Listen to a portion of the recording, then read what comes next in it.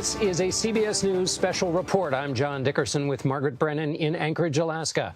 Some of you are expecting the CBS Evening News, but we are interrupting because President Trump and President Vladimir Putin of Russia are about to speak to reporters after today's summit. And today's meeting closed doors, and it lasted about 3 hours. President Trump was joined in that room by Secretary of State Marco Rubio and Special Envoy Steve Witkoff.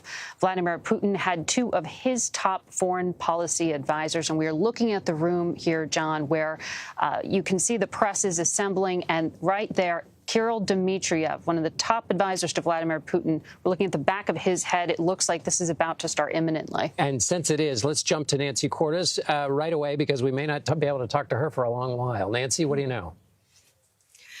Well, John and Margaret, as Kirill Dmitriev, who you were mentioning, Margaret, walked into the room, reporters swarmed around him because everyone is trying to figure out exactly what is going on, why this press conference is suddenly taking place sooner than expected, before the second of two planned meetings has even taken place. Reporters wondering whether something has gone badly, and so the meetings are wrapping up early, or perhaps whether President Trump and President Putin have a major breakthrough to announce and wanted to tell the world about it right away, or perhaps President Trump is just aware that it is 6:30 on the East Coast and he wants to talk to reporters and the country before it gets too late on a Friday night. All of those are possibilities. The fact that Russian officials are in the room and that we saw a Russian aide testing out the microphone at one of the podiums would indicate that President Trump is going to appear side by side with Vladimir Putin, which is not something you would anticipate would happen if things were going badly. So that is a positive sign. All right, Nancy, let's bring in now Ambassador John Sullivan. He served in Moscow during the first Trump administration, and he was also former U.S. Deputy Secretary of State. Ambassador, the benchmark for success had been set at ceasefire. What are you listening for in these first few moments when the leaders begin speaking? Well, you've hit the first issue, Margaret, ceasefire. The second one is, when is someone going to talk to Zelensky? If there's going to be peace, if there's going to be a real ceasefire, the Ukrainians and Zelensky have to be intimately involved. So when's the meeting with Zelensky? What's next? Putin just saying there's going to be a ceasefire doesn't really mean that much. It's going to take a lot to implement, and it's going to require the Ukrainians' participation. Ambassador, if you were running the show here, would you make a call to Zelensky, let him know what happened? In other words, keeping him close to the negotiations and quelling that fear that they have in Europe, and that he certainly has, which is that his fortunes are being carved up in Alaska and he's not at the table. Well, certainly if I were serious about trying to get peace in Ukraine, I would still stay close to President Zelensky and keep him involved, because, as I said before, the participation of the Ukrainians is going to be key. It was the Ukrainians themselves, so led by Zelensky, who successfully resisted the original Russian invasion. They're going to have to be satisfied with whatever Putin and President Trump have discussed. So they've got to be involved, and sooner rather than later. And Ambassador, it's about 1:30 a.m. right now in Kyiv, Ukraine. You have to be betting that Volodymyr Zelensky is waiting for that call. We know European leaders had said they did expect to hear from President Trump. They just didn't know when. I called a number of ambassadors trying to find that out and was told that I perhaps was assuming too much of a strategy, that all of this is very, very dynamic. What does that mean in this context? With complexity and then sort of being, making some of these decisions on the fly, is there a risk here? Well, sure, there's a risk of miscommunication, messages not being delivered that should have been. But it's all, I think, stems from this very extemporaneously organized meeting between the two presidents. They haven't adhered to the schedule. They're having this press conference now. It's really being done on the fly. Mm-hmm.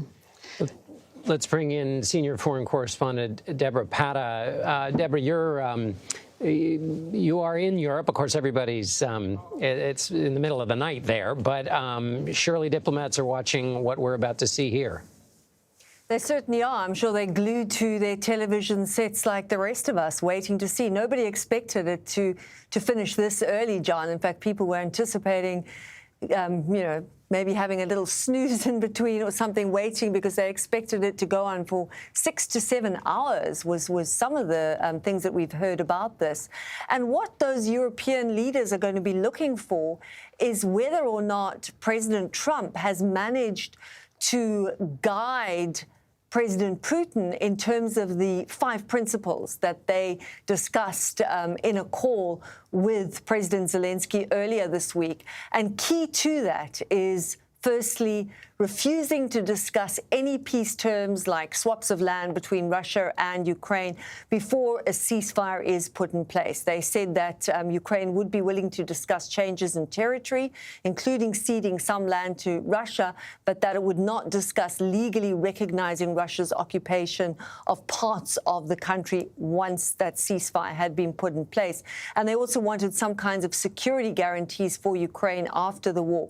Now, whether they even got that far in this meeting remains to be seen. What they're also hoping for is a call from President Trump to, firstly, Zelensky, and possibly to some of those European leaders to say what the next step is. And that could be a meeting as early as the next few days.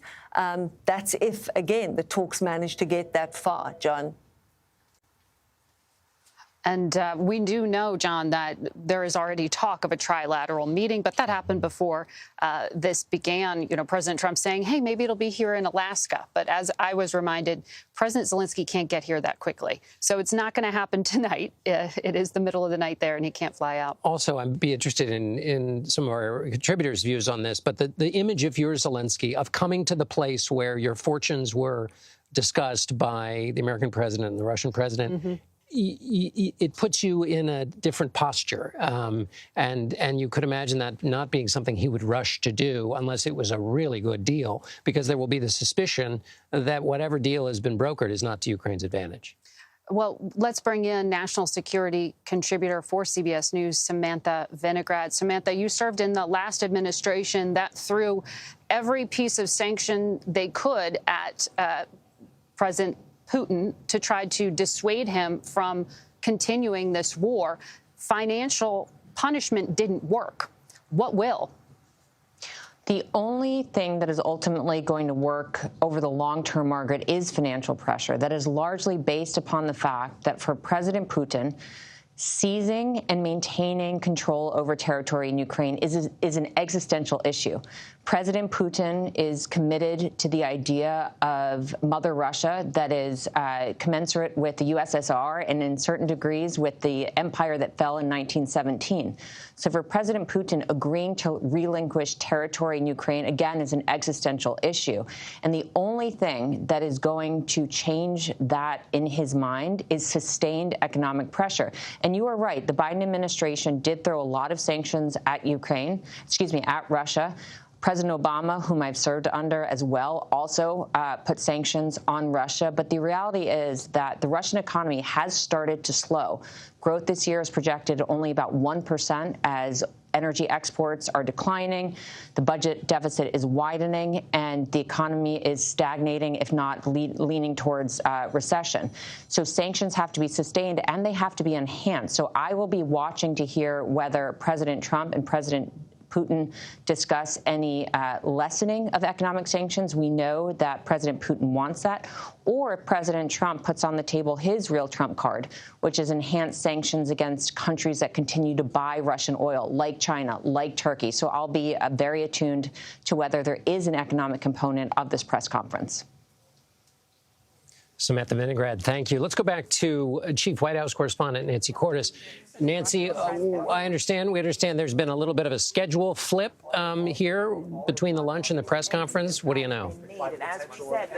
Correct. And the question is, what's the significance? Because the way this day was supposed to play out was that President Trump was going to hold a smaller, more intimate 3-on-3 meeting with President Putin first two Trump advisors, two Putin advisors, including the Secretary of State, Marco Rubio, and Special Envoy Steve Witkoff. That meeting did take place. It's lasted 2.5 to 3 hours. And then they were supposed to move into a larger lunch session that included more officials like the Treasury Secretary, the Commerce Secretary, the Defense Secretary on the White House side, and then more Russian officials as well. What's unclear at this point is whether plans have flipped and the press conference is just going to take place now because there is some news that the president and President Putin want to share immediately, or if that second large meeting is going away entirely. That's the question we've been posing to White House officials, to Russian officials who are here in the room, but we haven't gotten an answer yet. All right, Nancy Cordes there in that loud press conference room. I want to go back to John Sullivan, former U.S. ambassador to Russia. Ambassador, apparently the current Russian ambassador to Washington said to his media, there is a toxic legacy from the previous administration, but now the tone of communication with the American side is working and result-oriented. How do you interpret that other than saying it was a friendly past 3 hours? Well, certainly there is a toxic legacy created by Putin and his government, brutally invading Ukraine, waging an aggressive war, killing large numbers of innocent people. So, yeah, I mean, what Putin and his government have done is toxic. President Trump is committed to try to make peace in Ukraine. He's going about it by inviting Putin here to the United States, welcoming him on a red carpet. We'll see if that ultimately succeeds. I'm skeptical because I believe Putin is not going to change his war aims, which is to subjugate Ukraine, his war aim, without substantially more pressure, economic pressure, and convincing Putin that the West is going to continue to support Ukraine militarily so that Ukraine can continue to successfully resist the Russian military's incursion. Ambassador, just to reset and put things in context, the pursuing peace is the word splashed on the background up there for the press conference we're expecting. Vladimir Putin could pursue peace by just stopping his invasion. Of course, we've been saying that in the Biden administration. The United States government has been saying that for years. This war could end right now if the Russian military stopped its aggression. This is a war that was started by Putin without justification and has been waged in a brutal and aggressive way. It could stop today if Putin decided to do so. He hasn't made that decision. He is still pursuing his war aims. He has to be pressured to change his mind, and so far, the United States has not applied pressure to Putin to make that change. Ambassador, I want to ask you quickly, though, one thing that has changed in the language, particularly from the NATO Secretary General who joined me last Sunday, he started saying de facto versus de jure. I know that sounds like Latin gibberish, but he was talking basically about a diplomatic way to sort of say, OK, maybe hold on to some of that territory. We won't officially, legally recognize it. We'll leave it up to negotiation in regard to what happens with withdrawal of troops. Tell us what we need to be listening for here when it comes to that eastern part of Ukraine. Well, particularly with the eastern part of Ukraine and the Donbass and Crimea, the president has, and his administration, President Trump, has suggested that the United States may be willing to go so far as to say, to concede, not only in fact does Russia control that territory, but that lawfully it is now part of the Russian Federation, which Putin claims. It's been the position of the West that the most that the West would concede for Putin is that there would be de facto recognition that, of course, the Russian military is occupying this territory, but not doing so lawfully. The key that we have to look for is that there's no concession by the administration that somehow Putin's aggression is committing the war crime, the crime against peace, waging an aggressive war to seize territory, is going to be recognized by the United States government as a lawful acquisition of that territory. That would be an extraordinary thing. Help people understand why that would be an extraordinary thing, the global stakes of that and the historical line that appears to cross, which is that sovereign nation. Oh, we see some reporters in the room standing. I don't want to. We may be very close, but what kind of a line that historically would cross in terms of the norm that boundaries of nations are supposed to not be sovereign nations are not supposed to be attacked? Well, think about this, John. In 1990, Saddam Hussein invaded Kuwait. Iraq invaded Kuwait. The UN Security Council voted to authorize military force to expel Iraq from Kuwait because one nation can't invade another to seize that nation's territory. That was passed multiple resolutions by the UN Security Council.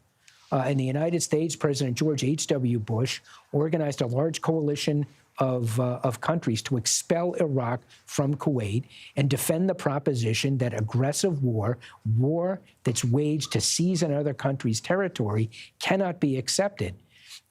If the United States recognizes today that Putin lawfully seized Crimea and the Donbass, the territory that they have, it will turn that notion, that proposition on its head. We know that envoy Steve Witkoff has entered that room, John. That's what that flurry of activity was. We're watching one by one some of these top advisors enter the room, which means the presidents are getting close, and we would expect questions to go to both leaders, Vladimir Putin and Donald Trump here. Ambassador Sullivan, what's the first question you would ask Vladimir Putin? Well, he's already been asked some questions, and we saw them some earlier today. Are you willing to He pretended he didn't hear. Exactly. He pretended he didn't hear. He understands English, and he heard. Are you willing today to declare that you will stop killing innocent Ukrainians? You'll stop the attacks on Ukraine. Will you stop today? President Trump has said that's his measure of success. Are you going to meet President Trump's standard? Just to update viewers on where we are, President Putin and President Trump have met for more than 2 hours. We have heard that they're done. We've seen President Putin certainly walking through the hallway. They are done with that portion of the day. We are awaiting the two presidents to step to the podiums for a joint press conference, and then they are, we understand, to have lunch. The broader meeting with more advisors after this press conference. But we are all here waiting for the two of them to walk out. It could happen really at any moment. And you see members of the audience there, both officials. There's Steve Witkoff walking across the room. Filtering in, as well as reporters popping up in anticipation. So we may very well be moments away. We are reading every headline the Kremlin is putting out, and they are doing so furiously, John. And the Russian media, heavily influenced by the state there. The defense minister just told reporters he was in an excellent mood after the talks. From what we know, though, it's just the 3-by-3, the Secretary of State, and the president and envoy Witkoff, who just walked across the screen. The military advisors who flew in, and that was a last-minute ad, as far as we know, they haven't joined the conversation, and that will be interesting. Do we hear at this podium that there is an announcement to keep talking and to speak about what a ceasefire looks like, and to have at that table not just the Secretary of Defense, not just the top military advisor to the president, but the supreme allied commander who also commands U.S. troops? That's a very big statement to reassure Europe as well. Right. And also what will be interesting is how much weight they offer. In other words, you and I talked about this earlier, analysts saying that Putin will be convinced to move away from his previous positions by a credible, essentially, threat from the U.S. And are the military advisors there to carry that out, or is it a part of another part of an inducement? One of the things I'm watching for in this press conference is President Trump, in many world leader press conferences, will continue the negotiation in public and try to lock in some gains by saying things in public and essentially asserting that the rival or the alternate world leader has already agreed to them. It's not a sign of respect, but it is effective. And we'll see which of the two, if he engages in any of that today. What we're seeing here, again, this is all Russian media. The White House is not really sharing any information. We cannot verify this, but what the Russian press is putting out in Russian language is saying that the U.S. and Moscow have prepared documents to restore direct air communication with the United States. The Russian ambassador is here and talking to press and talking about normalizing diplomatic relations, such as returning confiscated diplomatic properties. There's really valuable property throughout this country. Notably, nothing about anything yet from the Russians about Ukraine. Not in these statements so far. And explain to people what those statements are about. They're shaping the environment in which events are going to take place. Absolutely. So saying we got something for coming here, but another caveat, emphasize that there are no major breakthroughs yet. So changes in visa negotiations. So it sounds like some of the U.S.-Russia business may be handled here, but the big issue, Ukraine and the future of European security, we aren't seeing anything from the Russian narrative come out so far. Nancy Cordes, who is there in the room as we all await. Oh, that's Lavrov, is it? Yes. Yes, Sergei Lavrov, the Russian foreign minister, taking his place. Nancy, the American officials, can you see them? What's their posture? Yes, we see the president's White House Chief of Staff, Susie Wiles, has entered the room. The Secretary of Treasury, Scott Bessent, is here as well. The Secretary of Defense, Pete Hegseth, Secretary of Commerce, Howard Lutnick, the White House Press Secretary, Caroline Leavitt. So this is an obvious indication, John, that the time for the actual press conference is drawing near. They haven't given anything away. We've been trying to read whatever we can into their comings and goings. But the reality is, A, we don't know what the president plans to announce, and B, we don't know if he's going to announce what the Europeans and the Ukrainians are waiting to hear, which is that Russia has agreed to or moved closer to a ceasefire after 3.5 years of war. And we've been told that we're in under 2 minutes, probably under a minute now, before the two presidents take the podium. Everybody is aligned in the room. Is that Marco Rubio? Yes, Secretary of State Rubio, who during his time in the Senate, John, you know this well, longtime Russia hawk, has been a longtime supporter of Ukraine, but is now fully behind the president's policy. And we have to hear what the specifics of it are. But he has been trying to reassure European allies that Ukraine's future won't be carved up at a table in Alaska, but rather at a future one between Ukraine and Russia, where they at least have a negotiation themselves. Senator Rubio, highly critical of previous American presidents, usually in the other party, in measuring the gap between their rhetoric and the actual strength of their opposition to the Putin regime. So it'll be interesting now that he's got a handle of that brief himself. And fortunately, you'll be talking to him on Sunday. So there's much to discuss. Well, certainly. And the Treasury Secretary, Scott Bessent, is sitting there. As we were hearing from Samantha Vinograd, you know, one of the main weapons used by the United States, because we are not, the United States is not party to the war in Ukraine, but they have unleashed at least a good part of the strength of the U.S. dollar and financial system to hurt Vladimir Putin in the pocketbook. But one of the results of that has also been that Vladimir Putin has grown a lot closer to Xi Jinping of China, one of America's, really America's #1 adversary, according to the Trump administration's worldview. And that is something that President Trump has said he would like to end. We see them now, Vladimir Putin and President Donald Trump taking the podiums.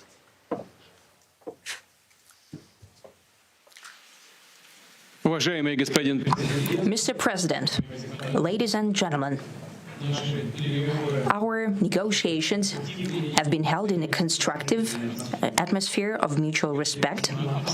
We have very thorough negotiations that were quite useful. I would like to thank once again my American counterpart for the proposal to travel out here to Alaska. It only makes sense that we've met here because our countries, though separated by the oceans, are close neighbors. So when we've met, when I came out of the plane and I've said, Good afternoon, dear neighbor. Very good to see you. In good health and to see you alive. I think that is very neighborly. And I think that's some kind words that we can say to each other. We're separated by the Strait of Bering, though there are 2 islands only between the Russian island and the U.S. island. They're only 4 kilometers apart. We're close neighbors, and it's a fact. It's also important that Alaska has to do with our common heritage, common history between Russia and the U.S., and many positive events have to do with that territory. Still, there is tremendous cultural heritage back from the Russian America. For example, Orthodox churches and a lot of more than 700 geographical names of Russian origin. During the Second World War, it was here in Alaska that was the origin of the legendary air bridge for the supply of military aircraft and other equipment under the Lend-Lease program. It was a dangerous and treacherous route over the vast emptiness of ice. However, the pilots of both countries did everything to bring closer the victory. They risked their lives and they gave it all for the common victory. I was just in the city of Magadan in Russia, and there is a memorial there dedicated to the Russian and the U.S. pilots.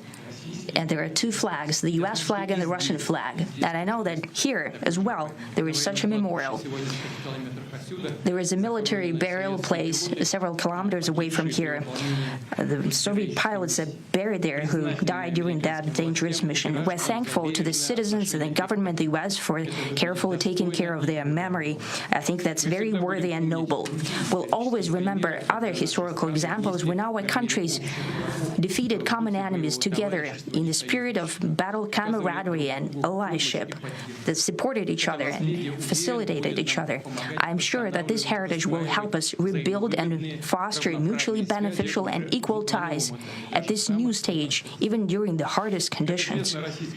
It is known that there have been no summits between Russia and the U.S. for 4 years, and that's a long time.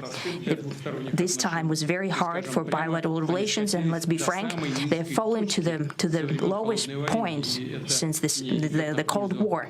I think that's not benefiting our countries and the world as a whole. It is apparent that sooner or later we had to amend the situation to move on from the confrontation to dialogue. And in this case, a personal meeting between the heads of state has been long overdue, naturally under the condition of serious and painstaking work, and this work has been done in general. Me and President Trump have very good direct contact. We've spoken multiple times. We spoke frankly on the phone. And special envoy of the president, Mr. Witkoff, traveled out to Russia several times. Our advisors and heads of foreign ministries kept in touch all the time. And you know fully well that one of the central issues was the situation around Ukraine. We see the strive of the administration and President Trump personally to help facilitate the resolution of the Ukrainian conflict. And his strive to get to the crux of the matter, to understand this history, is precious. As I've said, the situation in Ukraine has to do with fundamental threats to our security. Moreover, we've always considered the Ukrainian nation, and I've said it multiple times, a brotherly nation, however strange it may sound in these conditions.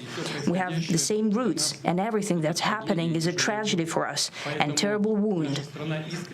Therefore, the country is sincerely interested in putting an end to it. At the same time, we're convinced that in order to make the settlement lasting and long-term, we need to eliminate all the primary roots, the primary causes of that conflict. And we've said it multiple times, to consider all legitimate concerns of Russia and to reinstate a just balance of security in Europe and in the world on the whole. And I agree with President Trump, as he has said today, that naturally the security of Ukraine should be ensured as well. Naturally, we are prepared to work on that. I would like to hope that the agreement that we've reached together will help us bring closer that goal and will pave the path towards peace in Ukraine. We expect that Kiev and European capitals will perceive that constructively and that they won't throw a wrench in the works. They will not make any attempts to use some backroom dealings to conduct provocations to torpedo the nascent progress. Incidentally, when the new administration came to power, bilateral trade started to grow. It's still very symbolic. Still, we have a growth of 20%. As I've said, we have a lot of dimensions for joint work. It is clear that the U.S. and Russian investment and business cooperation has tremendous potential. Russia and the U.S. can offer each other so much in trade, digital, high-tech, and in space exploration. We see that Arctic cooperation is also very possible. And our international context, for example, between the Far East of Russia and the West Coast of the U.S. Overall, it's very important for our countries to turn the page, to go back to cooperation. It is symbolic that not far away from here, at the border between Russia and the U.S., there was a so-called international date line. I think you can step over, literally, from yesterday into tomorrow. And I hope that we'll succeed in that, in political sphere. I would like to thank President Trump for our joint work, for the well-wishing and trustworthy tone of our conversation. It's important that both sides are result-oriented, and we see that the President of the U.S. has a very clear idea of what he would like to achieve. He sincerely cares about prosperity of his nation. Still, he understands that Russia has its own national interests. I expect that today's agreements will be the starting point, not only for the solution of the Ukrainian issue, but also will help us bring back business-like and pragmatic relations between Russia and the U.S. And in the end, I would like to add one more thing. I'd like to remind you that in 2022, during the last contact with the previous administration, I tried to convince my previous American colleague that the situation should not be brought to the point of no return when it would come to hostilities. And I said it quite directly back then, that it's a big mistake. Today, when President Trump saying that if he was the president back then, there will be no war. And I'm quite sure that it would indeed be so. I can confirm that. I think that overall, me and President Trump have built a very good business-like and trustworthy contact. And I have every reason to believe that moving down this path, we can come, and the sooner the better, to the end of the conflict in Ukraine. Thank you. Thank you. Well, thank you very much, Mr. President. That was very profound, and I will say that I believe we had a very productive meeting. There were many, many points that we agreed on, most of them, I would say, a couple of big ones that we haven't quite gotten there, but we've made some headway. So there's no deal until there's a deal. I will call up NATO in a little while. I will call up the various people that I think are appropriate, and I'll, of course, call up President Zelensky and tell him about today's meeting. It's ultimately up to them. They're going to have to agree with what Marco and Steve and some of the great people from the Trump administration who've come here, Scott and John Ratcliffe. Thank you very much. But we have some of our really great leaders. They've been doing a phenomenal job. We also have some tremendous Russian business representatives here, and I think, you know, everybody wants to deal with us. We've become the hottest country anywhere in the world in a very short period of time, and we look forward to that. We look forward to dealing. We're going to try and get this over with. We really made some great progress today. I've always had a fantastic relationship with President Putin, with Vladimir. We had many tough meetings, good meetings. We were interfered with by the Russia hoax. That made it a little bit tougher to deal with, but he understood it. I think he's probably seen things like that during the course of his career. He's seen it all. But we had to put up with the Russia hoax. He knew it was a hoax, and I knew it was a hoax. But what was done was very criminal. But it made it harder for us to deal as a country in terms of the business and all of the things that we'd like to have dealt with. But we'll have a good chance when this is over. So just to put it very quickly, I'm going to start making a few phone calls and tell them what happened. but we had an extremely productive meeting, and many points were agreed to. There are just a very few that are left. Some are not that significant. One is probably the most significant, but we have a very good chance of getting there. We didn't get there, but we have a very good chance of getting there. I would like to thank President Putin and his entire team, whose faces, who I know in many cases, other than that, whose faces I get to see all the time in the newspapers. You're almost as famous as the boss, but especially this one right over here. But we had some good meetings over the years, right? Good, productive meetings over the years, and we hope to have that in the future. But let's do the most productive one right now. We're going to stop really 5, 6, 7,000, thousands of people a week from being killed, and President Putin wants to see that as much as I do. So, again, Mr. President, I'd like to thank you very much, and we'll speak to you very soon and probably see you again very soon. Thank you very much, Vladimir. Next time in Moscow. Oh, that's an interesting one. I don't know. I'll get a little heat on that one, but I could see it possibly happening. Thank you very much, Vladimir. And thank you all. Thank you. Thank you. Thank you so much.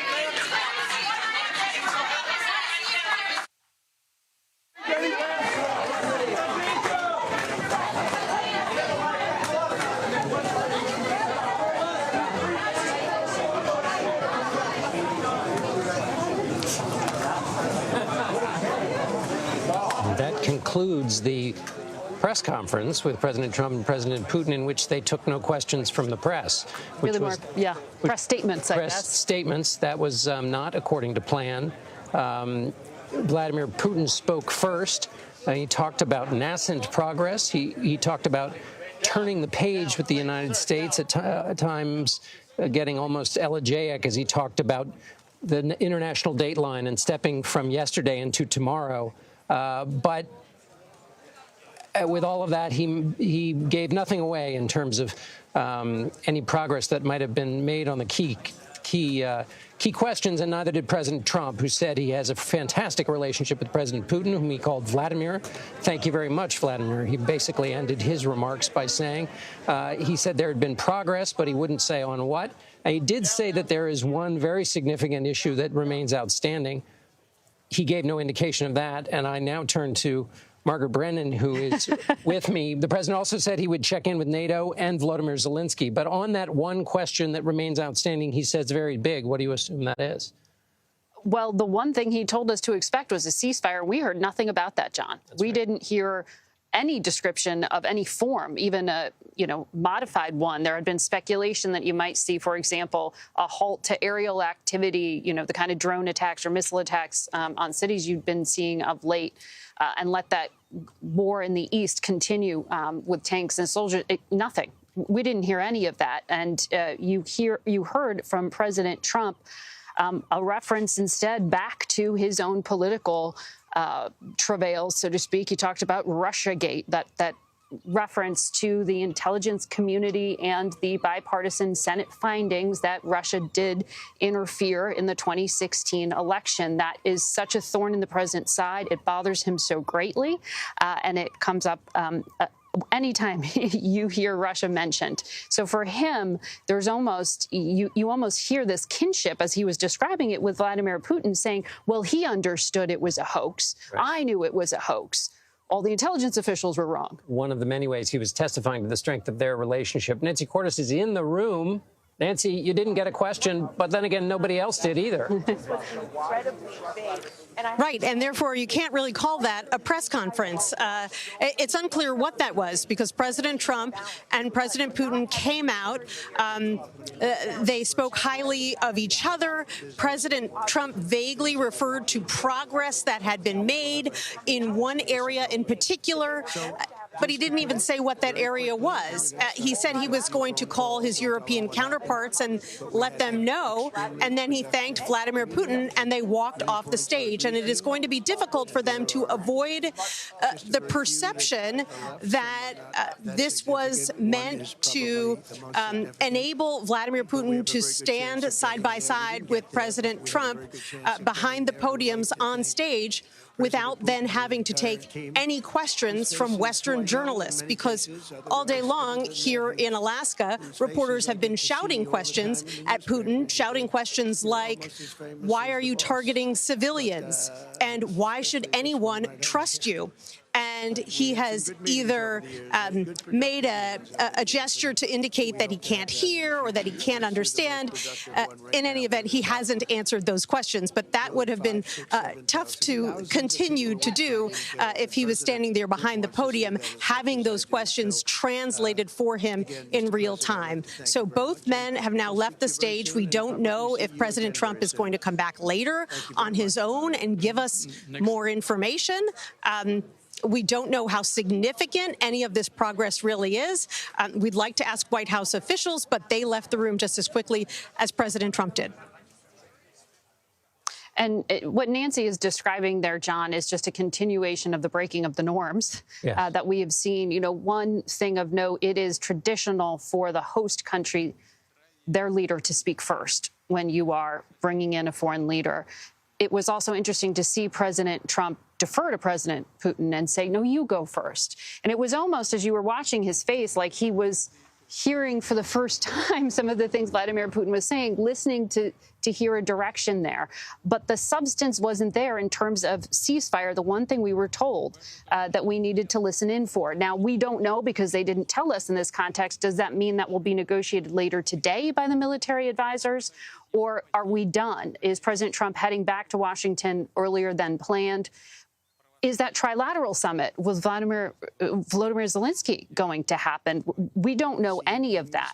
And one of the reasons why we keep coming back to that the experts in the room idea is, as Ambassador Sullivan was describing to us, the two men sitting next to Vladimir Putin have been doing this a really long time. The two men standing next to Donald Trump are very new to diplomacy, as is this president. And they have held information so closely in that circle that all the institutions that are built up there to support with the, well, did you think of this? And if he says this, this is what he really means. That expertise that the United States has built up over long is lacking. That may sound like busy work, but it's actually important to play things out.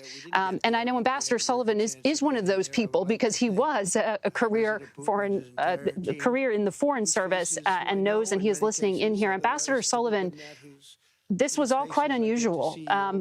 Can we say anything was achieved today? You know, Margaret, my reaction is, I'll quote a political expression from the last century. This was a nothing burger. I mean, where's the beef? There's nothing there. They could have issued these statements on Inauguration Day, January 20th of this year. It's now the middle of August. The Trump administration keeps talking about wanting to get a signal from President Putin about whether he's serious about peace. Putin said nothing today concretely that would indicate that he is serious about achieving peace in Ukraine. Margaret, as you said, if this is all that happens, if this statement is it, there aren't going to be further meetings, there aren't going to be further briefings, et cetera. It was a whole lot of to do about nothing. But we had heard from the president he'd know in the first 2 minutes, John, whether a deal was possible. They talked for two and a half hours or more. And I don't know the answer to this. Right. We certainly didn't get the answer to that from what we just saw. You can imagine a range of possibilities. One is, as the president said, no, there isn't a deal until there's a deal, which is to say nothing is decided until everything's decided, to use another political phrase. So it could be thorny issues to go, but they made progress. One thing that hasn't yet happened is Vladimir Putin got the extremely warm welcome, and he got the very cordial treatment by the president, as Margaret outlined, in this experience that took place in front of the press. We don't dare call it a press conference. What didn't yet happen, I don't think, is President Trump did not repeat some of the talking points that Vladimir Putin has offered about who started the war, that kind of thing. And that was, in terms of the fears, Ambassador Sullivan, that the Europeans would have had. First of all, what's your interpretation of how they read this? But also, they were worried that he would come out with an agreement, President Trump would agree to something that really put Ukraine in a bad position. That has not yet happened. Sure. So the downside, the major downside has been avoided. But if we take President Trump at his word that he would know in the first few minutes whether President Putin was serious about peace, the fact that they met for 2.5, maybe 3 hours, and now have this press conference, is that an indication that President Trump believes that Vladimir Putin is seriously interested in peace in Ukraine? I've seen no evidence to support that proposition. It may be the president's intuition, but there's no evidence to support that. In fact, all the evidence is to the contrary. And we want to bring back into the conversation CBS News national security contributor Samantha Vinograd. Sam, President Trump has been speaking quite a lot about what he wanted out of this meeting today. He said there would be big consequences if Vladimir Putin didn't do what he wanted. And we know that was ceasefire. So we heard nothing about consequences for failing to achieve either. It's hard to know if this was a way of avoiding saying, I can't get a deal here, or is something else? Is there a strategy that you can discern from this? I can't quite discern a strategy. Ending a war certainly does take time, which is something that President Trump did not seem to recognize on the campaign trail over the last few months when he said he could end this war quickly. And I agree wholeheartedly with Ambassador Sullivan that this was a nothing burger when it comes to a ceasefire arrangement for Ukraine. But it wasn't a nothing burger when it comes to Vladimir Putin's objectives more broadly. Vladimir Putin got the red carpet welcome in Alaska. And as you just articulated, Margaret, no new sanctions have been announced on Russia. We heard nothing about additional secondary tariffs, for example, on China, the largest customer of Russian oil.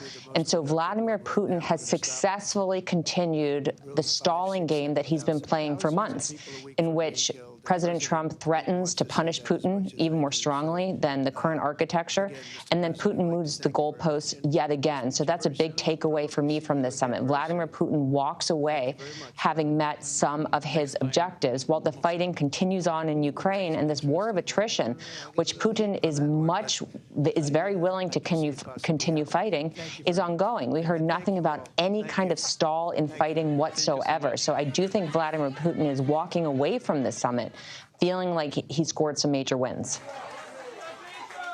Well, one of the things Vladimir Putin said in his remarks that were translated was, I hope the Europeans won't torpedo our nascent progress.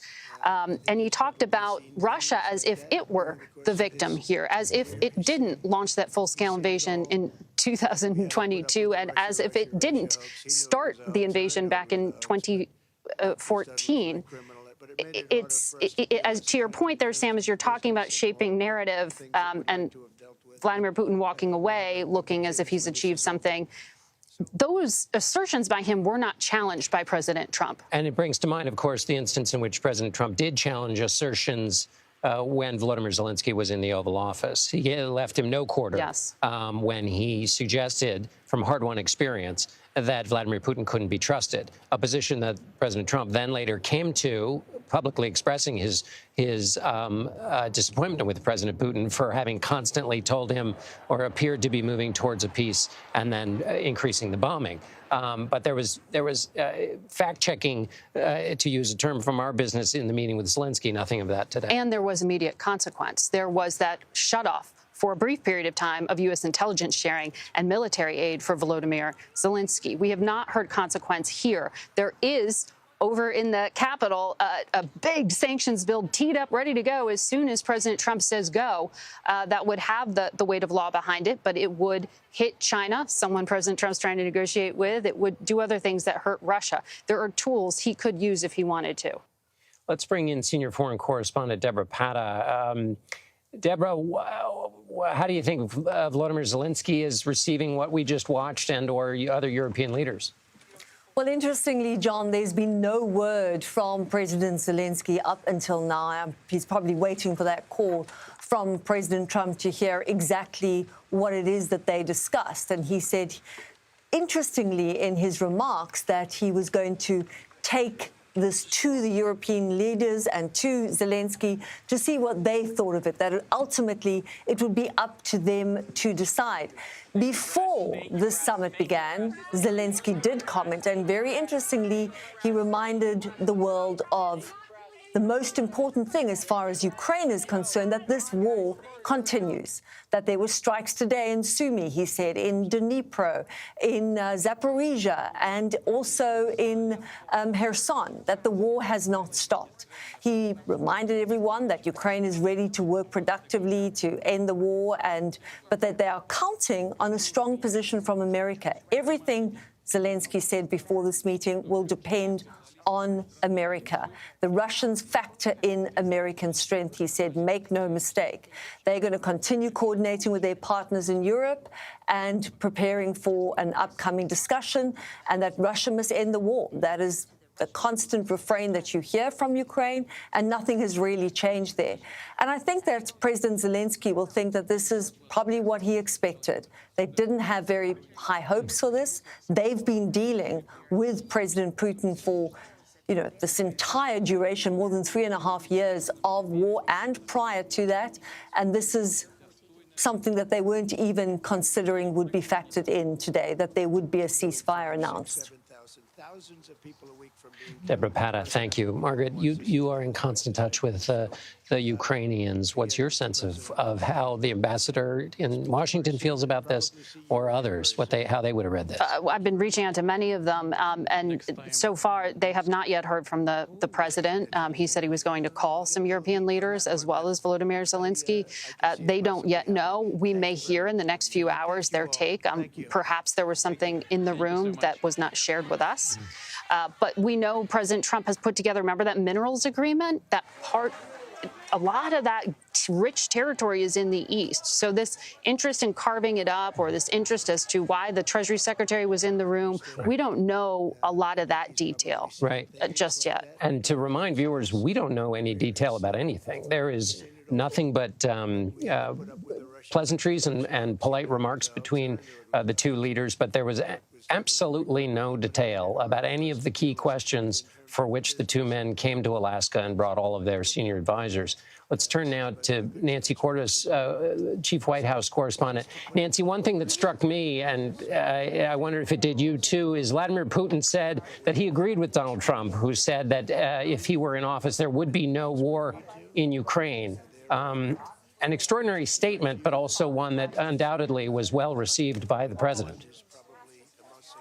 Absolutely. I mean, how many times have we heard President Trump say over the past 6 months, if I were president, this war never would have started? He says it every single time he talks to the White House press corps. And so to hear it echoed by Putin himself today would likely be the kind of thing that the Russians know might be music to President Trump's ears. And it's exactly the kind of thing that the Ukrainians were concerned about. They were worried that President Trump, over the past couple of months, has been moving more and more to their position. He's gotten tougher on Putin. He's grown frustrated with the fact that he has wanted to come to the table to discuss a ceasefire. The Ukrainians are all in for a ceasefire, and Russia has been balking. And so they said point blank over the past couple of days, we think he's going to go and flatter Donald Trump. He's going to try to bring Trump back to his side. And we just hope that President Trump doesn't fall for it. Now, it remains to be seen whether there were any concrete agreements that were made here that might indicate that a ceasefire is closer than it was before. We simply don't know. But certainly Putin's strategy here, while he was speaking, was to say the things that President Trump himself likes to hear. And Nancy, rein me in here if this goes too far, but we usually hear President Trump in evaluating events that have taken place, even ones that we've witnessed at the same time with him, in extraordinary terms of success and greatness. And in this, by that measurement, this seemed to be, would you say, muted with respect to the way President Trump characterized the meeting that he'd just taken part in? muted, vague, and perplexing. He said that they had made progress in a number of important areas, one area in particular that's very important, but he didn't give any more insight into what that area would be. And certainly, if he felt that they were very close to a ceasefire, he would just come out and say that. Now, he did say that he wants to talk to his European counterparts, which is something that he promised to do right after this summit, because they were very emphatic that they didn't want him negotiating on Ukraine's behalf. They wanted that to wait until Ukraine could be part of a second summit. And so the fact that he said he wanted to fill in his European counterparts before talking to the press, perhaps that is a good sign that he is respecting their wishes. But again, we simply don't know, John. And you're right. President Trump is not the type of person to shy away from crowing about a big success or even a big perceived success if he thinks he has buttoned one up. Margaret, we will learn, of course, in the hours, minutes, days about what's really going on, where things really are. But as both men leave Anchorage, or when they do, Vladimir Putin leaves with something that he's been given from the minute he landed until now that no other nation could give him: the prestige of standing as an equal with the President of the United States. Standing as an equal, getting a far more effusive and warm welcome than we have seen President Trump give to any world leader in the second administration. Now, is that strategic? Does that soften him up for the deal that we don't yet know about? Does this give him the respect that he so desires? One of the things that I thought was interesting is, in order to prep himself ahead of this meeting on the plane ride here, President Trump turned to one of Vladimir Putin's closest friends, to the degree he has them, and that is another dictator from Belarus, the place where Russian troops stage before they invade Ukraine, praising him as a great leader, someone who is a massive human rights abuser and under U.S. sanctions. So he was thanking the person who had helped as a back channel set up this meeting, praising him. What kind of preparation went in for him in that room today? For the foreign policy experts out there, they did breathe a sigh of relief to see that the Secretary of State, who has been more sort of strong in his language in support of Ukraine, was there by his side. He is the one who's been coordinating with the Europeans. There was the strategy of bringing in these military advisors, including the Supreme Allied Commander. And I have said that a few times now, but that is a powerful statement, because NATO sees Russia as the prime threat for all of Europe right now. And so you have people who are very clear as to what Vladimir Putin has done there with the president, but he was not clear in his remarks in the way that they would have been. And so we will continue reporting on this, as you can imagine, in the coming days. Former Russian ambassador to Russia, Sullivan, your final thoughts on this? Well, if this is all there is, if there's nothing else that has either been agreed to or further meetings, Putin not only got the benefit of the red carpet treatment, but he's tapped the President Trump along again, to use President Trump's expression.